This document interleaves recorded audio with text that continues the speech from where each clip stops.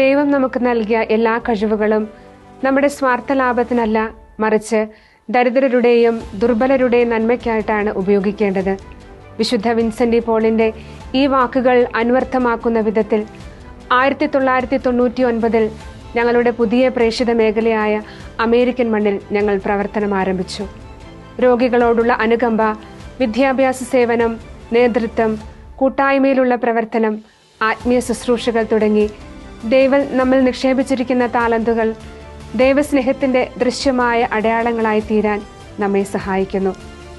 അമേരിക്കയിലെ വിവിധ പ്രദേശങ്ങളിൽ രോഗികളെ പരിചരിക്കുമ്പോഴും പ്രായമായവരെ സംരക്ഷിക്കുമ്പോഴും സഭാ നേതാക്കളോട് ചേർന്ന് ആത്മീയ സേവനം മുന്നോട്ട് കൊണ്ടുപോകുമ്പോഴും ചെറുപ്രായക്കാരെ വിദ്യാബോധത്തോടെ വളർത്തുമ്പോഴും ദൈവമഹത്വം ഞങ്ങൾ ദർശിക്കുന്നു.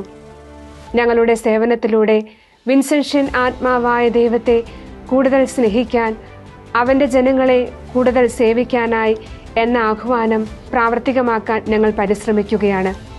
ഓരോ പ്രാർത്ഥനയും ഓരോ കാരുണ്യ പ്രവൃത്തിയും ദൈവം ലോകത്തോട് പറയുന്ന സ്നേഹവാക്കുകളാണ്.